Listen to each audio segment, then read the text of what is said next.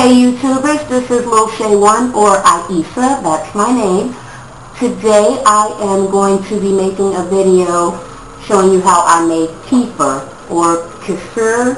Some people call it that in other countries, that's how it's pronounced, but I speak English and this is America, so I'm going to call it kefir. Kefir is a fermented milk product. They also make something called kombucha, I think it's called, if that's the one that's made with the water grains.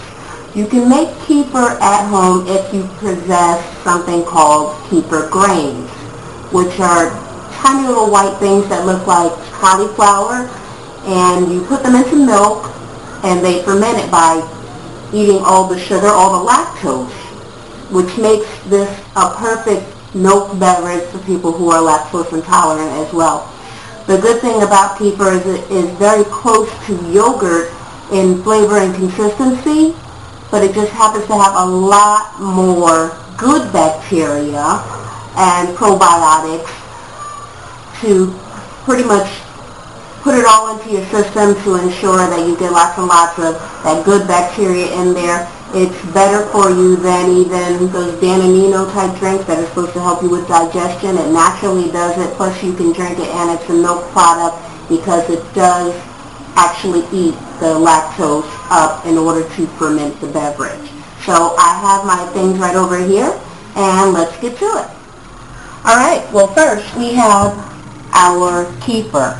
I refrigerate mine mostly because I live in Los Angeles and it gets really, really hot, causing it to ferment too quickly, and it starts to separate and form a cheese. I believe the cheese is called quark. Correct me if I'm wrong.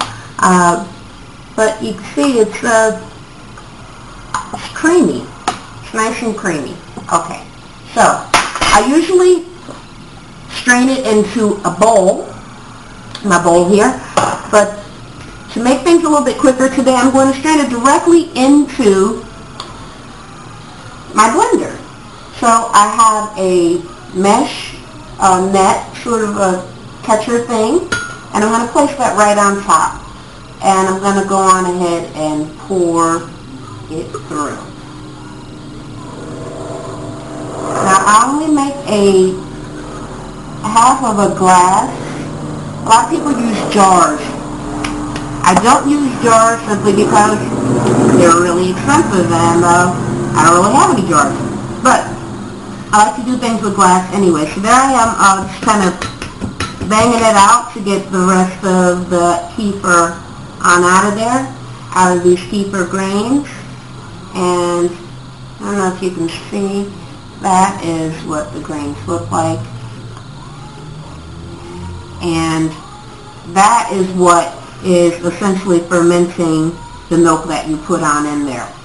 So now I have about a cup of freshly made kefir. Now of course you can drink this plain, but what I like to do is blend it with some fruits and make a nice little smoothie. So hold on for a second, let me run and get some fruit.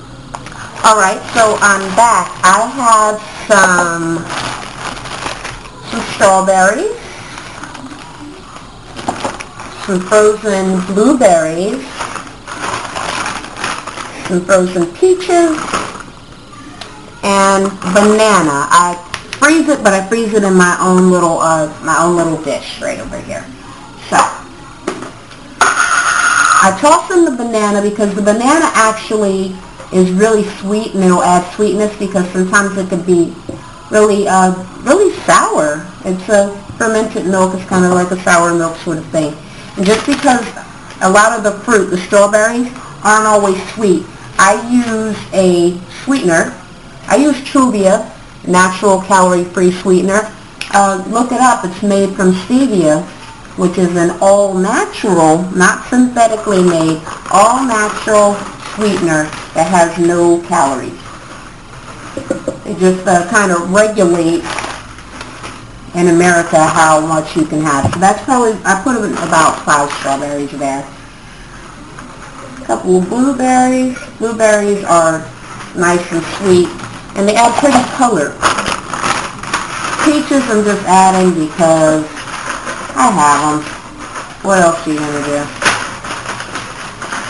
And just a couple of those in there. Now what we're going to do is bring this on over. Right over here. To my blender. On its post. And place the top on it. And alright, and now for the finished result. Nice creamy beverage. And as you can see, I make the perfect amount every time, and I really do that with my finger every single day. Alright, it's delicious. Now, in order to ensure that you have some more kefir, some people would wash this glass, but I'm not going to wash it specifically because I watched a lot of things and I've read up a lot of things that say that they never switch the containers that they used to make the kefir in. And kefir's been around for a very long time. It used to be reserved specifically for kings and things of that nature. So you can keep it in its same dish, and it actually will help to, maybe the residue will be a starter. And I'm also not going to clean my kefir, meaning rinse it off. I'm going to leave the kefir that's already on there to be a nice little creamy starter for my next batch of kefir. So I'm going to go on ahead and put it back into the cup that I had it in. And of course you can use a jar with a lid or something like that. I prefer things that are glass because I'm just like that. And there you go, right on the cup. Now a lot of people will tell you that it would be better to use a raw milk. I have used the raw milk, but it is so expensive. So right now I'm actually just going to fill that up with skim milk. Skim milk. Because it has the least amount of calories, and I like to watch my weight. And as you can see, even though skim milk is very thin and clear and see-through, seems like milk with water in it, it gets very, very thick and very, very creamy, just like a yogurt with the kefir, with the kefir grains in there once it becomes kefir. So you might want to give it a little stir, and I know also some people are going to have some things to say about me using a metal spoon and my metal mesh strainer. You can use a plastic spoon, and they also have strainers in plastic. I saw them on eBay or nylon or whatever it would be. And then what I do is I have it there, I give it a little whirl, and I put some foil on the top of it, and that does it just fine. I can sit this out, but it will ferment very, very, very quickly, and I wouldn't want any more until tomorrow. Don't want to overkill on it.